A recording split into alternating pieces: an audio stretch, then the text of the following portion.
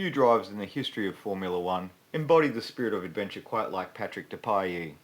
A maverick behind the wheel, a thrill-seeker off the track, and a driver whose raw talent and relentless commitment made him one of the most beloved figures in the sport. His career was filled with moments of brilliance, heartbreak, and sheer determination. This is the story of Patrick Depailler, the fearless racer who lived for speed.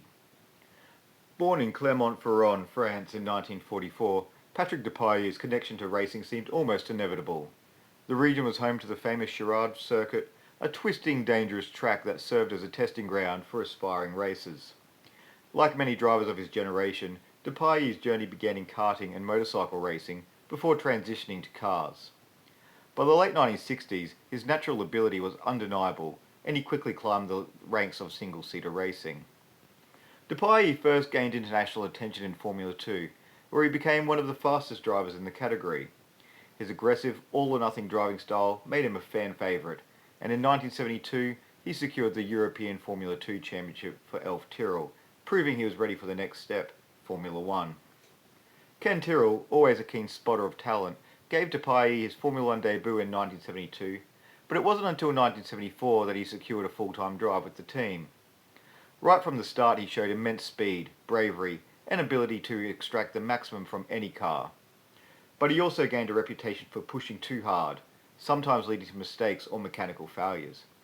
However, his sheer pace could not be denied. One of the most unique chapters of Depailler's career came in 1976, when Tyrrell introduced the radical P34, the six-wheeled Formula 1 car. Many drivers struggled to adapt to its unusual design, but Depailler took to it immediately. His technical feedback was invaluable in developing the car, and he consistently delivered strong performances, helping Tyrrell stay competitive in an ever-increasing aerodynamic-focused era. Despite his speed, a Grand Prix victory eluded Depailler for years. But in 1978, at the most prestigious race on the calendar, Monaco, he finally broke through. Controlling the race from start to finish, he took an emotional first victory, proving he was more than just a fast driver, he was a winner. It was a moment of pure joy, and his celebrations reflected the passion he had for racing. After years with Tyrrell, Depailler made the move to Ligier in 1979, joining the emerging French team alongside Jacques Laffite. Right away he adapted to the Ligier JS11, which featured one of the most dominant ground effects designs of the season. In only his 7th race with the team, he won the Spanish Grand Prix, taking a lights-to-flag victory and cementing Ligier's position as a front-runner. But just as his career appeared to be reaching its peak, disaster struck. Depailler's adventurous nature often extended beyond Formula 1. He was an avid motorcyclist, skydiver, and hang glider. By mid-1979, he suffered a serious hang gliding accident, breaking both legs. Ligier, needing a fit driver for their championship push, replaced him, effectively ending his time with the team.